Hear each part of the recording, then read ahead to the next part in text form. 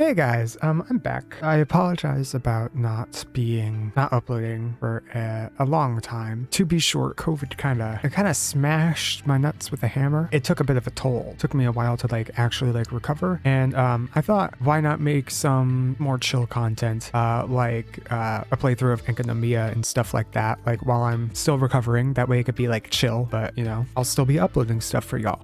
Every time that I tried to record and make anything, something would go wrong. I don't know. I was just having so many issues all the time. It was annoying, but I'm back. At the very end of the patch, I am back. I wanted to get out a Shenhe guide at the beginning. I also wanted to get out a Yunjin guide at the beginning of the patch, but that's probably not going to come. I'll probably just do that whenever she gets her first rerun on a banner, which is fine. It's fine. Everything's fine. But I'm here now, and I have a Shenhe guide for y'all today. It's actually going to be scripted. Yeah, I don't have much after this really planned or whatever. I don't have much up my sleeve for the daily upload stuff, so I'm trying to get back into the swing of things with that. But I do have a project that I do want to have finished then released daily. That should be coming up within a week of this episode airing. But yeah, that's what I want to say. I've been trying to stay busy. I've been getting my ass kicked, but I'm back, and I wish I didn't get my ass kicked. Anyways, with all that out of the way, let's just get right into the video. Hello, you beautiful people, and welcome back to another video. If you want to learn about and how to play Shenhe, then you've come to the right place. Shenhe is a brand new type of character that we have yet to receive in Genshin Impact. She is a quirky loner girl who has to fight her urges to constantly want to mutilate everything she sees. But that's tiresome, so she instead lurks alone in the mountains and wonders why she has no friends. I believe in this day and age, due to her desperation for attention and a sense of belonging and her intense desire for violence, she would take quite a liking to Twitter. Home sweet home, little bird, home sweet home. As a Twitter warrior would attack viciously from behind a screen, so does Shenhe maliciously assault people from behind her own party members. She is a character that is able to output insane damage as a ghost DPS character. But before I continue on, I have to ask, if you do have any tips or tricks for Shenhe, would you kindly comment it down below? It is incredibly helpful for everyone out there to know just a bit more about these characters they like to play. Any bit helps. Also, if you do end up liking the video, then please do show me and hit that like button, and maybe even consider subscribing. It really does help me out more than you can imagine. But now back to Shenhe. Shenhe is an insane damage dealer who is able to wipe out the enemy only through other sources of cryo damage. She has great supportive tools as well, but those are mainly just in play due to helping out her own damage numbers. She is focused around her skill to deal damage and buff other characters as well as herself. She applies more buffs and debuffs inside of her elemental burst, making both of these skills highly useful and are great reasons to pick her up. She has mobility as well, making her great for easier traversal in the overworld. That, and with most of her use being on her elemental skill, means that the overworld is where she excels. However, with such a strong burst, she is also really great in the Spiral Abyss and boss-related content. She also has one of the only sources of physical resistance shred in the game. Along with this, she is also an absurdly easy character to build, as she does not need such high and intense stats like every other character. She is instead a character like Kokomi or Albedo, as she scales extremely hard off of one certain stat, and she only needs one or two more to be useful. That being said, her builds are instead more like a build.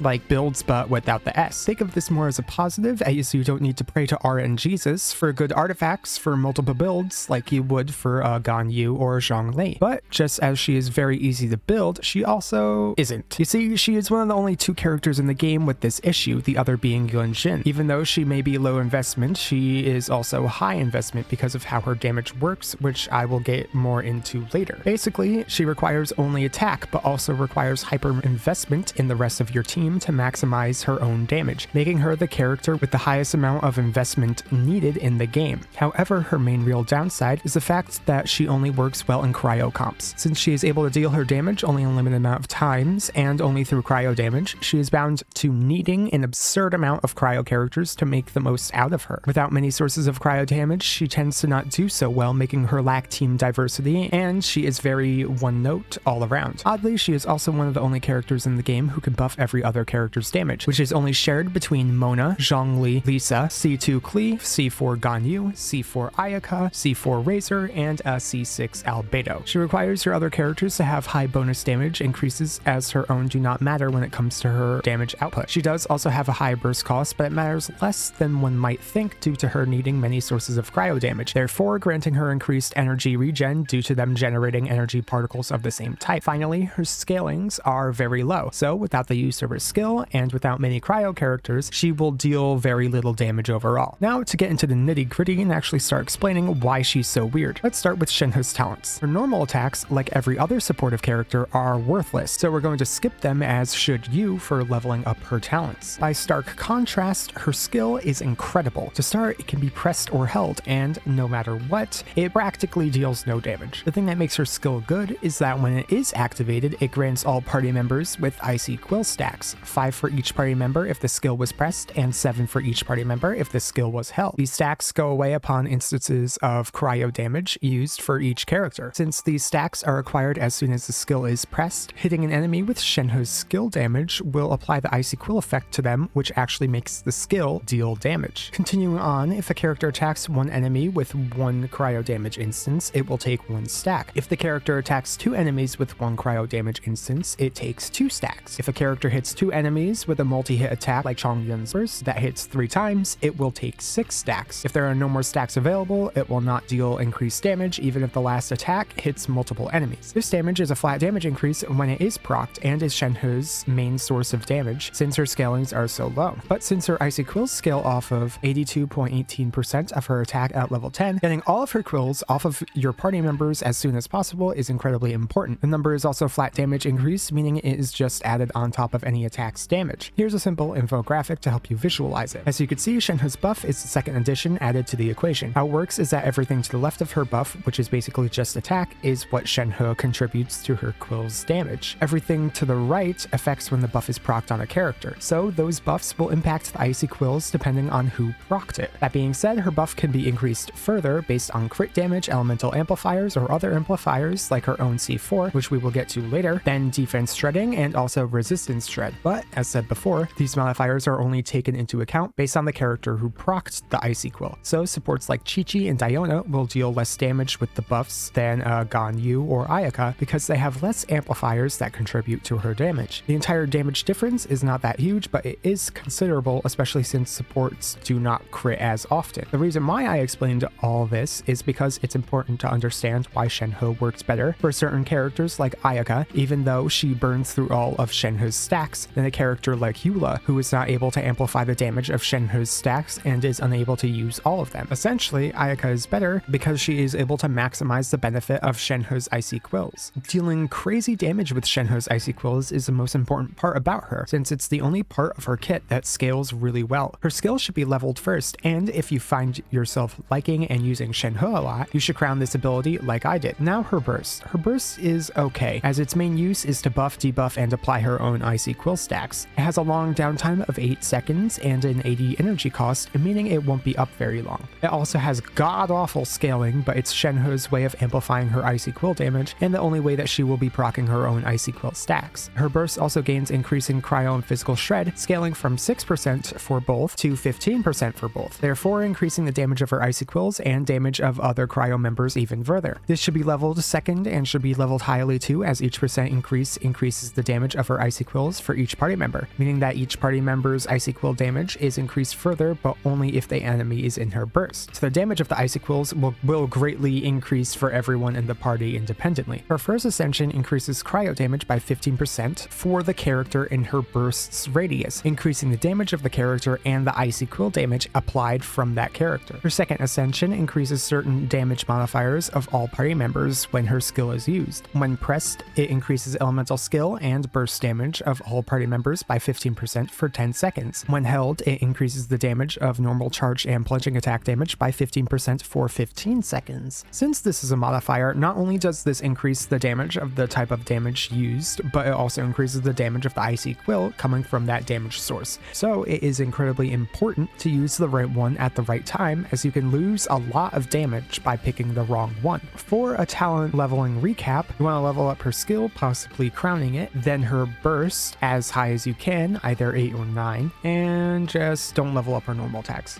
Onto her constellations, which are all really good. Her first is fantastic as it grants another charge of her elemental skill. You may think this allows her to get more stacks of icy quills, but nope, that's not the case. The only meaningful aspect of this constellation is that it allows both parts of her Ascension 4 passive to be up at the same time, and it allows her to reapply icy quills to the party after the initial ones deplete. It also allows her to get a bit more energy regen. However, each skill's cooldown is not independent of each other, meaning you need to wait 20, 25, or 30 seconds until both are off cooldown again. However, this issue is less relevant than you might think, as it just increases the uptime of her buffs and quills, since either all or some of them will be active while her cooldowns are ticking down. This is probably her best all-around constellation. Her C2 increases the duration of her bursts by 6 seconds and grants 15% cryo crit damage to the character inside of her burst. This increases the uptime of her damage buffing and also allows her to keep applying her icy quill stacks to her burst, enough for 2 rotations of icy quills instead of just 1. It also amplifies the damage of other party members even more due to the increased duration of debuffs that also impact her icy quill stacks and the cryo crit damage increase that their damage and the icy quill damage will be getting. If you do want constellations for your Shenhe, this is a great stopping point. Her C3 is the constellation you should definitely stop at and go no further if you do want to wail a bit for her. It grants an extra 3 levels to her skill, increasing her max icy quill damage from 82.18% of Shenhe's attack to 97.02% of Shenhe's current attack. That 15% is an absurd amount, especially since it's an extra 15% for 28 different instances of damage. Her C4 grants her a new mechanic that increases the damage of her skill based on the amount of icy quill stacks used up by the party. It can increase the damage of her skill and therefore her icy quill damage on her skill by up to 250%. It's quite a good chunk of bursts she'll be getting here, but only after an entire team rotation or with her C6. Her C5 allows you to not invest in your Shenhe as much as it grants 3 levels to her burst. Since the only draw for her burst is the physical and cryo shred that caps at level 10, this means that you only need to invest in her until level 7 to reach the cap. Anything more is a waste, since all it does is increase her pitiful scaling, which does not impact the icy quill damage where all of her damage comes from. Finally, her C6. This constellation is her coolest one, as it allows characters to not use up the icy quill stacks from normal and charged attacking, meaning your Ganyu and Ayaka can permanently keep their icy quill stacks. However, since their bursts are so good, especially in the Spiral Abyss, this means that this is only really useful for destroying everyone and everything in the overworld. The damage potential for this is insane, but it is not practical to use when you need it most, since once you lose the stacks by using elemental skills or bursts, you lose them on the normal and charged attacks too. Despite the downsides, this is by far one of the coolest and most unique constellations in the game in my opinion. Shenhe really only has one option for artifact sets. This would be a 2-piece Shimenawa and 2-piece Gladiator. These set bonuses will grant her an incredible 36% attack bonus, which she can't get anywhere else. The only other 2 sets she can possibly benefit off of, that being the 4-piece Blizzard Strayer and 4-piece Noblesse, are just worse off for her. Blizzard Strayer is not as great because she is a ghost DPS, so the crit rate matters less for her, and since her own damage is so low, the cryo damage bonus is not going to make too much of a difference in her own damage, since it only applies to about 1/4 of her total damage. Noblesse is okay, but she does not gain much benefit off of the 2-piece since her own damage is so low, and the 4-piece is good as it grants attack to the entire party, but the window that this buff is up is very counterintuitive with Shenhe. The attack buff ran 16% less attack to Shenhe compared to that of a 2-piece Shimenawa and 2-piece Gladiator, but it does grant 20% extra attack to everyone else, meaning this has a net gain of 44% attack to the entire party. This is incredible, but the attack buff is much more useful on Shenhe compared to everyone else. The set also does not work too well with Shenhe's own kit, as the buff lasts for the duration of her burst, but is then placed on cooldown for 8 seconds. This means that Shenhe is missing out on a great portion of attack that her icicles need in order to be great, for about half of their uptime. Since she loses out on her necessary attack buff half of the time, the double 2-piece eclipses the 4-piece Noblesse. The only situation where this set can be better is with a Eula comp, since Eula does not use the icy quills as much and would prefer even more burst damage from Noblesse. Despite this one instance where Shenhe is not the preferred pick anyhow, the only really good set for her is the double 2-piece Shimenawas and Gladiators. To put it simply, the constant attack percents of the double 2-piece is much more beneficial because it is constant and it impacts her damage 100% of the time, whereas the other sets either grant less consistent damage for her own self and or only impacts 25% of her damage potential. For this same reason, the only artifacts you will want to run early on are another double 2-piece between Resolution of Sojourner and Braveheart for the same reasons as Shimenawas and Gladiators. Main stats for her set should be HP for the flower, attack for the feather, then attack percent for the sands, goblet, and circlet. Cryo damage can be replaced in the goblet and crit can be replaced in the circlet, but using these for main stats will lower her damage all around, making it not as favorable as just attack percent. For substats, your priority should be attack percent, energy recharge, crit rate, and then flat attack and crit damage. Shenhe has a vast assortment of weapons she can use. Basically anything you think can be good on her will be be good on her. To start, you're going to want to prioritize weapons with higher base attacks because the attack percentages that she will get from artifacts will be greater than if her attack is lower. Obviously, her best weapon is her signature, the Calamity Queller, due to its insane 741 attack and the attack percent substat. The passive also grants a passive elemental damage bonus, which will impact her own icy quill damage, plus a stacking attack buff that increases more when the character is off the field,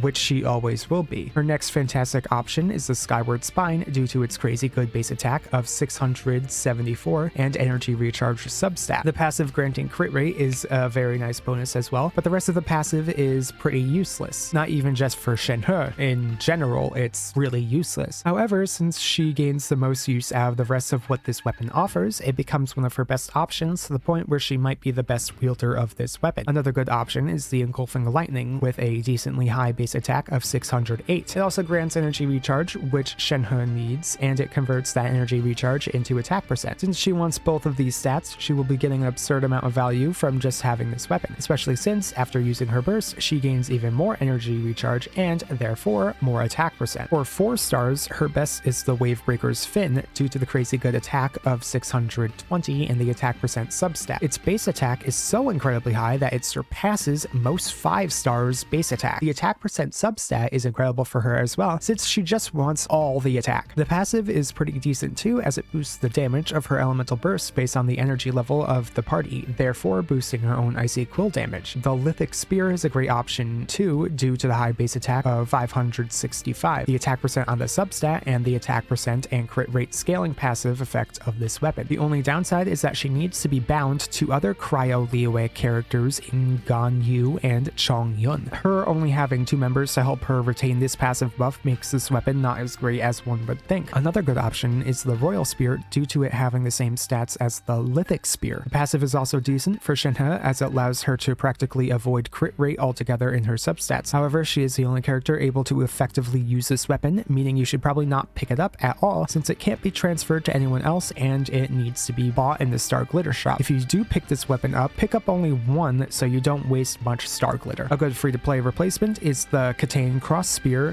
due to the good base attack of 565 and the energy regenning passive effect. This weapon is actually pretty great for her due to it allowing her to not build as much energy recharge. The refinements boost this effect to allow her to regen 15 energy freely to herself on top of the energy she regens from using her ability. It also increases her elemental skill damage, which helps a great amount too. The only downside is she is not able to utilize the elemental mastery substat that it offers. Now I want to discuss some weapons that might seem good on her but are less so, and they are better off being used elsewhere. The first one being the Staff of Homa. The higher attack does help a lot for Shenhe, as does the attack increasing passive, to the point where it is almost on par with her own signature weapon, but she gains less benefit from crit damage and gains nothing from health. That, and with this being the best in slot weapon for so many characters, means that it is just better off just being used elsewhere, where it will be utilized more effectively. There's also the Catch, which doesn't have a high attack, and its passive is not as impressive on her compared to other characters. The crit rate and burst damage increase is going to make sure her icicles from her burst to hit hard, and she can also really use the energy recharge. But at the end of the day, this weapon is better used on characters like Raiden Shogun, Zhengling, and Rosaria. You know, like the characters that actually deal damage with their bursts. The last weapon is the Deathmatch due to its low base attack. The crit rate is really nice, and so is the passive, as it allows it to be able to keep up decently well with the other high base attack weapons. However, that's only at higher refinements, where it would just be utilized better on other characters like Hu Tao, Rosaria, and Zhao. Now, it's not that these 3 weapons are bad on her, it's just that they offer less benefit for her than if they were placed on other polearm characters. They can be used very well on her, but unless you're a whale, it's a waste to do so. Since she is a ghost DPS who deals her damage through cryo damage sources, Shenhe is a character who works best in team comps filled with cryo characters. Since she has a stack quota for her damage, it is also important to make sure that her stack quota is burned through to maximize her own damage. So any team maximizing cryo damage output will be really good for her. Obviously, every cryo character works with her, as well as every Anemo character, since they can boost cryo damage. Kazuha, Venti, and Sucrose are best because they are also able to deal additional instances of damage based on which element they absorb. So the best comps are those that focus on cryo damage, like Mono Cryo or Freeze teams. For Mono Cryo, you can run a main DPS like Ayaka or or Ganyu, then a sub DPS, which could just be the other main DPS, or you could go Kaya, Rosaria, Aloy, or Chongyun. You could also run an Anemo character like Kazuha, Venti, or Sucrose. Then a support like Chi-Chi or Diona, or possibly Sayu or Jean if you really want a support, and Viridescent Shredder. The freeze team would be very similar with Ayaka and Ganyu being the main DPS, then Mona or Kokomi being the Hydro Applicator. Then you could go Kazuha, Venti, or Sucrose like before, or just say screw it and go even more Cryo with Diona, Chi-Chi, Rosaria, Kaya, Chongyun, or Aloy. She could also be a part of a full freeze Tartaglia comp, as she will be able to buff anything Tartag will want to do, while also being able to deal damage through the other sub DPS or supports. A comp here would be similar to the last ones. Tartag first with the Ganyu, Ayaka, Rosaria, or Kaya as a sub DPS, and even Diona or Chi-Chi if you need the support. Then for the final slot, it would be an Anemo character like Kazuha, Venti, or Sucrose, or a Cryo support like Diona and Chi-Chi. You could also pair Shenhe with Eula, since she does increase Eula's burst damage, cryo damage, and offers physical shred. However, Shenhe won't be able to pop off here, as Eula will not be able to use Shenhe's ice equals effectively, so it is highly recommended that she is paired with even more cryo like Diona, Chi-Chi, or Rosaria. Obviously, the last spot in this comp would belong to an Electro character like Raiden Shogun, Fischl, Beto, Electro Traveler, or Lisa. In a similar way, she could also be paired with Razor. Just swap out the Electro DPS for another cryo character like the one stated before. There's also some other funky things you could do with her, like using Chongyun to make her main DPS, or since she can't use Bennett, using Kujo Sara with her for more damage in the Superconduct team, maybe even messing around with Cryo Kazuha as a mini DPS, especially at C6. She also opens up the opportunity for the Cryo Infusion from Chongyun to actually be good, because it allows characters who normally can't apply her IC wills to be able to. 32,000 damage!